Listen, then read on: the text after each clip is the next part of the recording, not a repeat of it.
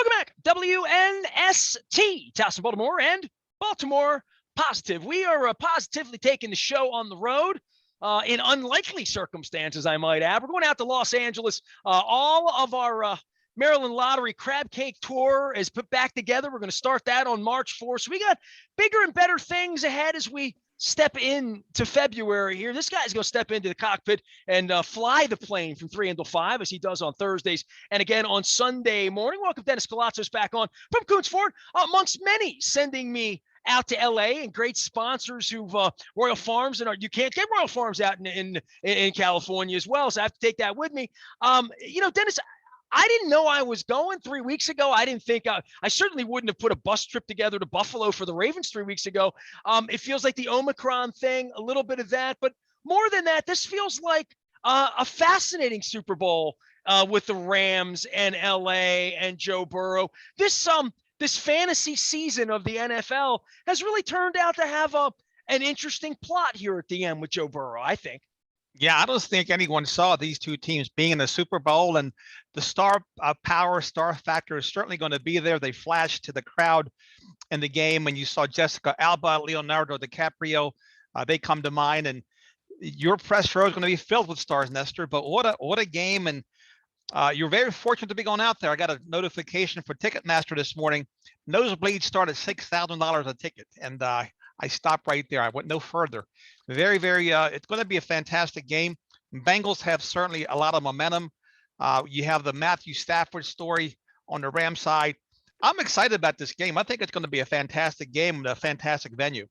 Imagine if you were Dennis Koulatsos at Coons Ford of Covington, Kentucky right now, or, Cincinnati dealerships or whatever.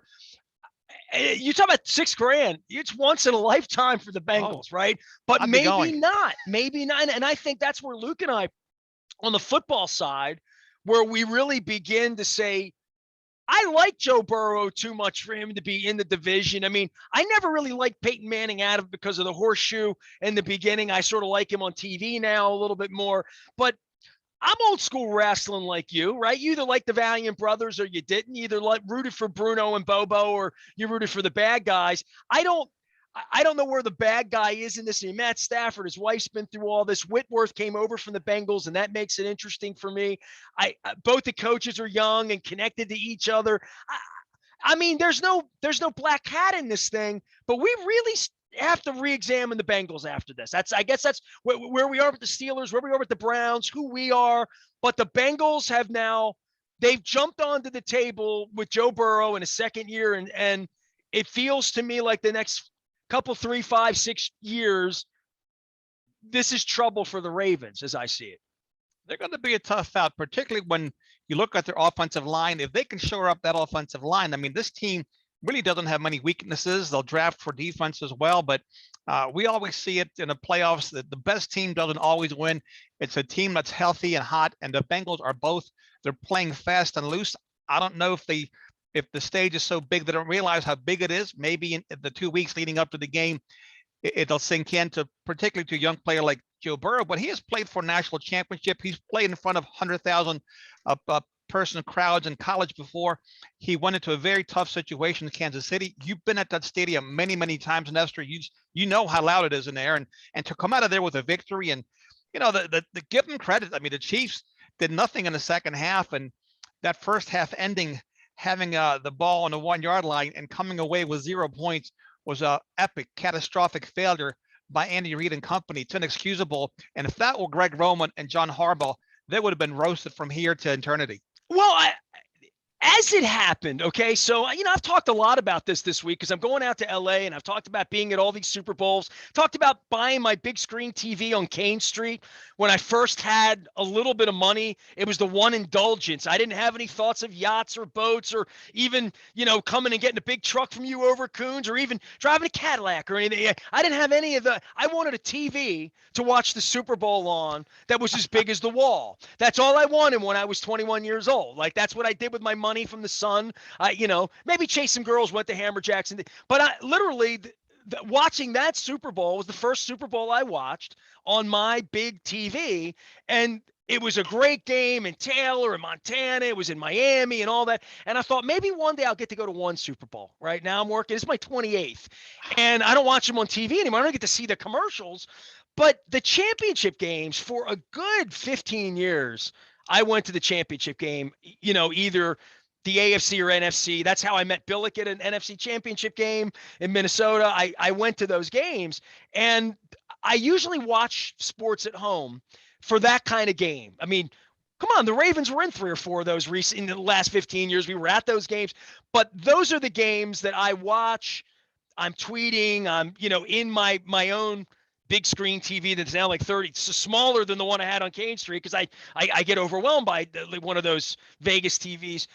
And we watched it in a bar, and we went to Chaucer, and we were socially distanced as best we could. We felt safe enough, but like we were in an environment where the first half of that game was like, it looked like the Bengals were going to lose 42-10, and then it turned. And the vibe of all of it, and being in a different kind of environment than even at home, to feel the ups and downs, to hear people saying they were gambling, to have people that say they grew up in Cincinnati wearing Burrow stuff. There are people in the room who grew up in Kansas City wearing Chiefs hats and stuff. It was fun, and it was like a different kind of fun than I even have in a press box or even in the stands where it's all Ravens, but just being in a vibe where the stakes were high and so unlikely. If you're a Bengals fan, you've had no fun in your life. Like literally, right? Seriously, think about what it would have been like to be Coons Ford of Cincinnati or Nasty Nestor of WKRP in Cincinnati.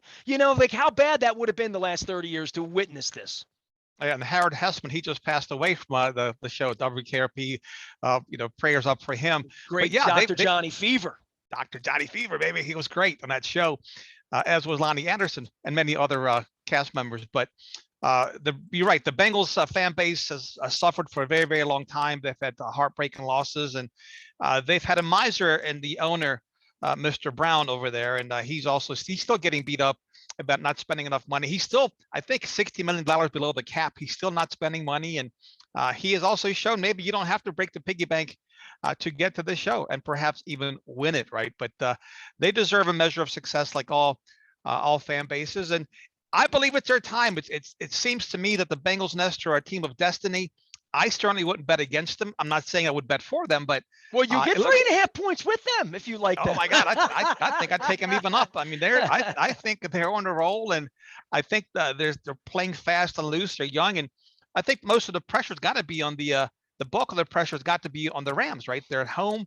They have the home field. They're used to the beautiful stadium, by the way. My God, it's aesthetically a very pleasing to the eye stadium, and Matt Stafford's got to have some pressure on him. I know he's also playing with a measure of house money, but he's at getting towards the end of his career, whereas Joe Burrow, of course, is just starting out. He's just a baby, which is amazing. I can root against Jalen Ramsey. I don't really dig him, but and Stan Kroenke, who's, it goes without saying, this whole thing underneath of the veil of all of this are these people in St. Louis that got just completely royally screwed and lied to, and apparently $900 million that the lawyers are taking good care of as well. Dennis Koulatsos is here. He's with Coons Ford and Coons Baltimore Ford over Security Boulevard, and we'll be here on Thursday, and we'll be here on Sunday. I will be in LA next week. Comebacks and falling behind. I mean, I mentioned I was sitting over at the Chaucer in Highlandtown, and we were like, oh man, this game stinks. And then that thing happens where, and I talked to Leonard Raskin about this because he manages money, about what happens when you get a little cocky, things get a little ahead or whatever. I'm thinking, how cocky could the Chiefs have been to have squandered? I mean, it felt like that was an act of aggression where it was an all or nothing, and we're going to end it right now. And I'm thinking to myself, how do you take 3 points in the biggest game of the year and just say, we're cocky enough, we don't even need that? It felt to me to be like a really sloppy, like what a drunk would do in the casino at 3 a.m. It felt irrational to me, and it felt very against Andy Reid. It felt very against what the Hunt family would want. I mean, I'm just blown away that I'll still go back to that, kind of like Buck Showalter having the relief pitcher. Yeah, it was Britton sitting down in the bullpen. I'm thinking to myself, this is the AFC Championship game. Like, what are you doing? You just got 0 points, and you're cocky enough to think you're going to win by 4 touchdowns at that point. Oh, there's no question about it. And all that play, all the not only that, but again, it defines logic. It speaks to arrogance. I thought that they could score at will, that Mahomes would drop back there and just put the ball exactly where he wanted to. And he was rolling, he was hot, but it was arrogance. They didn't play basic football. They didn't execute. It was screaming for a run play of that situation. They didn't run the ball, and they found themselves in 3rd and long. And it was a disastrous turn of events. And everyone said that if they end up losing, people would talk about that series, and rightfully so. It was really, really bad football, bad play calling, bad execution, and the Chiefs now it's going to be a very long off season for them. They're going to have to retool, refigure some things out themselves for sure. As for comebacks in the NFL, and I talked to Luke about this a little bit as well. I remember the Oilers, and you do too. I don't need to revisit that, although I follow Love You Blue on Twitter, and those jerseys pop up every day, and they still look damn good. I'm not going to lie to you. Every once in a while, a little old, something good or bad with Warren Moon or Dan Pastorini happens on my timeline. But when I think of those kind of comebacks, and I mean, when you see the Oiler logo, you see Frank Reich kicking their ass that day, like to some degree, because they never made it up the mountain. They never won the Super Bowl, right? Titans have certainly continued another 25 years of that tradition. But comebacks now where Tom Brady comes back from 28-3, where you see these Ravens Vikings in the snow where there's 5 scores in the last 2 minutes, or you see these crazy last 5 minutes where 28 points are scored. And I guess that speaks to pass interference and rules favoring the offense and big plays and explosives and quarterbacks that can throw the ball 60 yards to either be caught or tipped up in the air, Hail Married or whatever.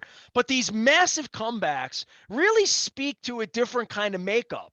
And I think anytime I see Frank Reich, and I remember seeing him in Philadelphia when they won the championship a couple years ago, I think about the kind of makeup you have to have, what kind of person you are when you're losing 35-3 at anything.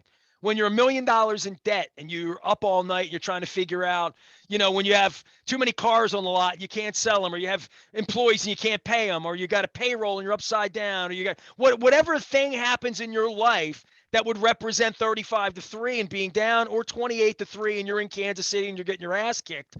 And they opened the door by being so cocky that they couldn't even kick a field goal. Like kicking a field goal, sacrilege in some way. But the comeback then happens, and there's something about that, whatever that is, for Tom Brady being down 28-3, whatever the comeback would be, there's more of that than we in the league. And that makes a better story all the way around. And I think it speaks to who Joe Burrow is. And that's the part that probably scares me the most, because at some point we'll be kicking the Bengals' ass 21-3 at halftime. And we'll say, oh, I remember what that kid did in Kansas City that day. In the same way you'd say that about Mahomes, right? Mahomes got down 3 or 4 touchdowns to the Texans a couple of years ago and came storming back. So when you see the possibility of doing that kind of a comeback, I don't know. I think it changes young players, and it changes your opinion of what's possible in any football game when you pull that off in the AFC Championship game in Kansas City. Well, I also think that we can all agree that in today's NFL, in sharp contrast to back when Frank Reich was the quarterback for the Bills, it's much easier to catch up. Back then, you didn't have the pass interference. You didn't have all the rules favoring their offense. You didn't protect the players, the quarterback in particular, receivers, from devastating hits. So it's much easier these days for teams to come back. And we're seeing that time and time again. We saw the Buccaneers coming back against the Rams a week ago, and the Rams were able to stem the tide. Sometimes it works, sometimes it doesn't. But I think the lesson here is if the team is down by 3 or 4 touchdowns, unless that second takes off that clock, Nestor, the game is still in question. And I've learned a long time ago never to turn off my TV set. I have friends of mine to this day who walk away with a minute left. And you can't do that when you have guys like Mahomes and Burrows and Allen with the ball in their hands with time left on the clock, because they can absolutely carve you up, bring you down the field quickly. They have big strike capability, but it's a fun game. We had the last 6 games we watched. 5 came down to the last play of the game, and The Rams game was the only exception where they got to pick with a minute left, but you can't ask for much more exciting football than that. I think it's great for the sport and for the bettors out there, people that actually put money in this game. I don't know how you all do it, because to me it's maddening. I don't know how they can keep up. I was hoping Robbie Gould was just going to come out there and break their hearts, because I kind of like him. I had him on the show. He had sat in with me maybe 10 years ago when he was kicking for the Bears. And so I'll say this about this game. That kid from the Bengals, he's good. He'll kick a 54-yarder with 3 seconds left to beat you. That's another. The Bengals have been pretty well assembled here. And I'm going to be kissing their, derrieres all next week, and all the usual suspects will be coming by talking about them, and I'll find all my Bengals buddies that I've had on. I'm sure they'll be bringing chili down to the set to get me flatulent out on the strip. But we'll be out there. Dennis, thank you for being a part of what we do here at WNST at Baltimore Positive, and sending me to my 28th Super Bowl next week. Our friends at Wise Market sending me out as well, and can't get any Rofo chicken out there, but I'm gonna get you out to a Maryland crab cake tour stop as well once we get this thing coming back in the spring. But I know you'll be here on Thursday, and of course all Sunday morning during the bye week this weekend, I guess, for most, and then of course on Super Bowl Sunday next week. I'll be checking in with you from Los Angeles. So you gonna make a prediction, or it's hard to bet. It's hard to bet against the Bengals. What I also find fascinating is all the hate by the Raven fan base against the Bengals. It's the comparisons. Leave it alone. You're not in the playoffs. We have a long off season. Enjoy the game for what it is, but stop hating on the Bengals. It has nothing to do with your wonderful organization, period. My goodness, to me, that's been a story. And Twitter has really changed us. A lot of young people on there and very vocal, have no idea what they're talking about. But you noticed too? Oh my God, it's like, guys, just give it a break. Enjoy it for what it is. The Bengals were the better team than us this year. They pinned 41 points twice against the Ravens. No excuses. Like, give them their credit, man. Hey, how about the Ravens hire this young guy? You and I've talked about the comfort level of John Harbaugh wanting his people, and Luke and I, and I've been managing people for 30 years, not as well as you, clearly. I'm seriously, I'm not good at it. I study it, but I'm not good at it. John Harbaugh is very good at it, right? You've been doing this a long time. You're very good at it. I would say, from my eyes, this is a Steve Bisciotti, John Harbaugh. Don't let your young guy go. I like that kid. He might be the next Ravens head coach, because that's the way they do things. And if you're watching this, they saw a 24-year-old kid come in their building, get up early, bust his ass, work hard. Probably reminds Eric DeCosta of another guy like Eric DeCosta, or reminds me of a guy like Eric DeCosta. And that's the way they do things there. And the fact that this kid got picked and he's the anointed one and went to work with a baby brother out in Ann Arbor and all of that, that leads me to think this comes from the Bahamas in a boat higher up in regard to what kind of structure, because John, you're not going to be here forever, and Eric's going to be here forever, and Dick's not going to be here forever, and Steve's probably saying, I'm not going to be here forever, and I need to leave it in that kind of shape. And where the Saints are having turmoil now, and they're going to have to figure out their leadership. You see the Giants, all these organizations are figuring out their leadership. This is a time for Steve Bisciotti and John Harbaugh and Eric DeCosta, and they've decided on this very young guy that they know very, very well, that only knows their system. And I think from managing people for 3 decades, you can have an appreciation for that. And I talked to Brian last week, right? I had Billick on, who was always, bring me a little bit of this and a little bit of that, and I'll go over here and get this, bring in out-of-towners. That's not the Harbaugh way. That's not the Bisciotti way at Aerotech, and how you grow young managers. And we don't let our best people go manage the Browns. We're not going to let this kid McDonald go coach the Steelers. He's going to coach the Ravens. And I don't know him. I haven't met him. I don't know any, but I know they like him a lot, and like a whole lot. When you're hiring 30-year-old higher up managers, you have a different thought about Mike McDonald.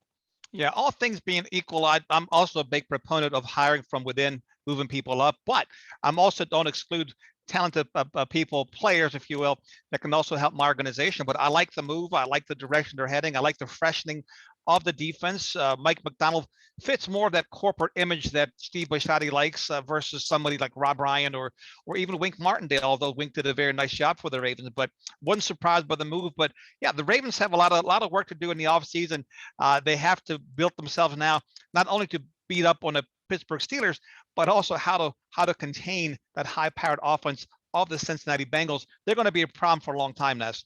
Dennis Koulatsos here. I will be on his program on Thursday. He drives you home from 3 to 5 each and every Thursday here at AM 1570 WNST, as well as out on the front of BaltimorePositive.com and on Sunday mornings to be heard again. All right, so I wrote down, we keep a little bit of notes. I don't green room here. One of my childhood friends' father was the printer at the Sun. And my first job in 1984, I was 15 years old, came from a guy named Marty Bating, late great Marty Bating, Melissa Bating's father in Colgate on Bank Street. And he always told me he was going to get me a job at the newspaper when I was 12 years old. And when I was 15, I ran into him in the Aladdin's Castle at East Point Mall. And he got me a job with Tom Robinson down at the paper. So I got a printer in, and then up the street, Mr. Charlie was the printer. And then his son, Chuck Kilgore, was a printer at the Sun since the time I was there. He was an apprentice in 1990, 91. He's my age. He's probably 23 years old, worked there his whole life, out of a job as of Friday and Saturday, as the Baltimore Sun doesn't print a newspaper in Baltimore. Dennis, I know you had some things you wanted to say about this. Yeah, my father, God rest his soul, he was a printer by trade in Athens, Greece. He had his own printing company before he moved to the U.S. When he came to the U.S., were those metal plates? Is that metal plates? Yeah. Mm-hmm. And so I developed an interest in printing because of my dad. Of course, our dads are usually our heroes, and I was no exception. And he was no exception to me. So when we came here, he worked for a company called Nestor Graphics for a gentleman by the name of Jim Boscus. So I would go in there and set up the picas and everything else. And I went to Eastern Vocational Technical High School, where I was a graphic arts major, printing. And my first job was at a place called Downtown Press on the block. And also as a kid, I had a paper route for the Sun and the News American. So I've been covered in ink. The first third of my life so far, I was knee deep in ink. I, edited I was in the Dundalk Eagle and the I newspaper and the Avenue and Ken Coldwell. I have bylines that I wrote for Ken Coldwell down on Eastern Avenue, 1984, 85. He had that football team that he was always involved with football and semi-pro football. And yeah, I delivered the Dundalk Eagle, 10 cents I got, and I took that money. And you know what I did with it, Dennis? I didn't drink with it. I drank with other money. I used that on girls. I went roller skating. I used my Dundalk Eagle money and my baseball card money, because I had a whole baseball card thing. I dealt baseball cards in the neighborhood. I talked to Mel Lundgren. By the way, I have a card mania up in Bel Air Mall. I did a whole segment on baseball cards last week, and I can't get enough of it. Like people are sending me little notes about Sixto Lescano and Brooks Robinson rookie cards. So my childhood's coming back. But it was about baseball cards, delivering the newspaper, and skating backwards. All skate slowly and carefully at Skateland. How about that? You probably had one girl in each hand, when you were skating there when it turned out the lights. The magic was when you could learn to skate backwards, then girls would skate with you. But until then, and look at all the trouble it got me into. Dennis Koulatsos is here. He will sell you a newer pre-love vehicle. Then how are we doing on stock? What's going on out there? We up to President's Day. We have a tailgate special. We got a Super Bowl special. We got a Joe Burrow Bronco. What do we got? We have a scarcity special. You better come get the vehicle before somebody else does. We have 150 brand new ones here, over 200 pre-love, but we have more than most dealers in the region and the East Coast, and they're selling very, very fast. So anyone who identifies a vehicle they're interested in, get it today, because if you come here tomorrow, chances are it won't be here. So business is very good, very brisk, and we're getting them. They're coming in by the truckload every day, Ness. You know what I love? You and I, blue collar, sons of immigrant, kind of like all of that. And you drop a big word on me like scarcity, right? So you threw that in. And I remember the first time I ever heard the word scarcity, it was in regard to the Honus Wagner baseball card. That was scarce. Look, we need Coach Billick on our show here so we can have a lexicon so we can understand what the man is saying. vocabulary is nowhere near what yours or his is by. Are your trucks as by any scarce as measure. the 70 bench or the 75 Brett or the Cal Ripken rookie card or the Billy Ripken funny at the bottom of the back card? You know, I don't know. It's scarce. They are as scarce as hen's teeth. When you see hen's teeth, that's how you know how scarce they are. Dennis Koulatsos is here. He'll be back here on Thursday, driving you home from 3 until 5 with the Dennis Koulatsos Show, as well as out on Twitter and social media and at the front of BaltimorePositive.com. I'm Nestor. I'll be in LA next week. I'll be wearing the Maryland Lottery mesh. You mentioned your dad and how much you love your dad. My dad's birthday's March 5th. We're going to bring back the Maryland Crab Cake Tour on the eve of my pop's birthday. Nice. March 4th, we're going to be down at Mama's on the Half Shell down in Canton. We're going to kick it off. And then we're going to get back into this and start eating some crab cakes proper. I brought me some crab imperial home from Costas the other night. I got fresh English muffins at Wise, and I made cheddar cheese. I recreated, no offense to Costas or Fadley's, any of my sponsors, I recreated the Burke's crab melt, and I'm telling Nick they're gonna bring it to. I'm bringing back crab melt on top of crab cake. It's going to be my gift to everybody. Is we're going to find the perfect crab melt and make that part of the lexicon. He is Dennis. I am Nestor. We're around here. We're WNST AM 1570 Towson, Baltimore, making you hungry, talking Baltimore positive.